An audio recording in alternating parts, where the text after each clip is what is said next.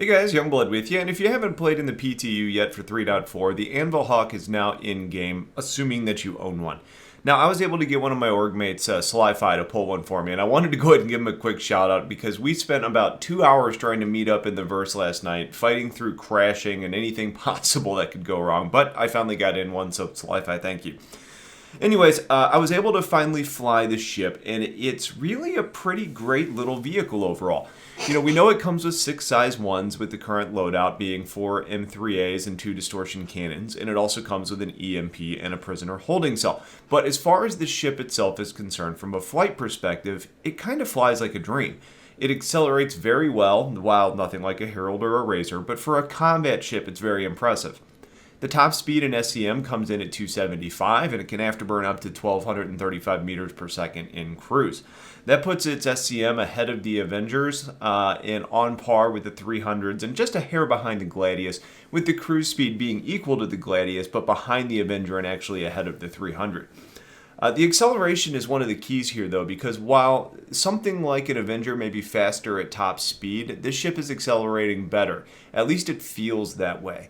Now, in regards to agility and responsiveness, though, the ship really handles well. It utilizes 8 fixed thrusters, which, if you remember, are the ones that don't have to move before firing, so they are more responsive, in addition to having 4 joint gimbaled thrusters that help with the fine control, so you get a really nice balance that allows the ship to change directions quickly, but gives you some fine-tuned control over your movements as well. And this really applies to both atmosphere and space because it handles very similar in both environments, probably based on the wing configuration. With how much crashing was taking place, I didn't really get much of a chance to do a lot of combat with this ship. So once things get a little bit more stable, I'm certainly going to go around testing and kind of following up. Now, we did do some testing with the EMP, however, because it does come with a small EMP on board. Now, we've seen various ranges of EMPs on different ships before, and while I'm not sure how current these values are, when we tested before, the Warlock was kind of the range king at something like 2,000 meters, which far surpassed the Raven, which came in, I can't remember, either 600 or 800 if I recall. But the Hawk is actually coming in lower than all of those numbers, where it seems like the effective range is about 430 meters for that EMP.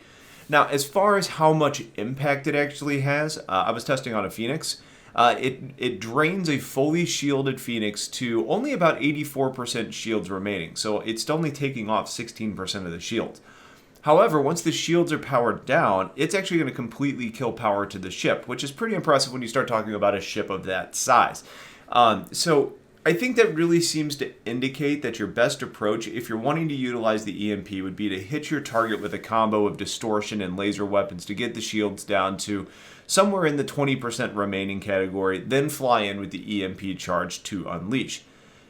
That does come with an interesting caveat, though, specifically with this small ship. The power plant is having a hard time managing all of these components at the same time. So much so that the EMP is actually powered off by default. So even if you start to get the charge of the EMP, if you want to be able to do that, you need to actually go into the MFD screen to actually turn on the power to the EMP to make that work before you can then charge it. And then if you start to charge the EMP and you watch it climb, but maybe maneuver your ship a little bit or fire your weapons, or maybe take a little bit of damage, you're going to notice that the power percentage is going to drop. It's going to slow down or maybe even fall backwards and kind of interrupt the climb up to 100%. Now, you can fire it before 100%, but if you want that maximum effectiveness, you need to get all the way up.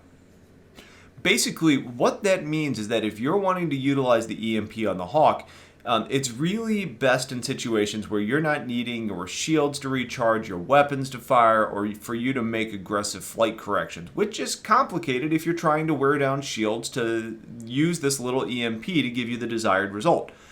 So that seems to indicate to me that the EMP should really be more supplemental or almost a backup plan, or probably just indicating that you really need to handle your power management effectively and probably plan on sacrificing shields or engines in favor of weapons on your power distribution to ensure you can actually prioritize the EMP burst if you're wanting to do that.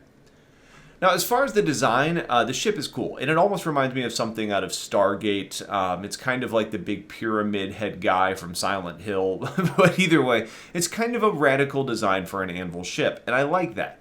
I was a huge fan of the glass at the bottom of the cockpit in the concept and seeing it actually in the Expo, giving you the ability to help track your ground targets. And if you're using head tracking, that's going to have quite a bit of value.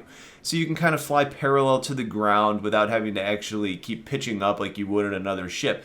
But at the end of the day, it's a very small window with very little lateral viewing angles. So it's going to have some limited value, but it is something.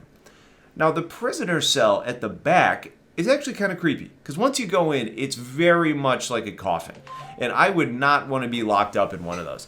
That being said, today you're actually able to log out in one of those and treat it like a bed. But just know that they stated in the Q&A for the ship that it's not going to be in the final game like that. So unless they change their mind, don't count on that being a viable log out and come back in location.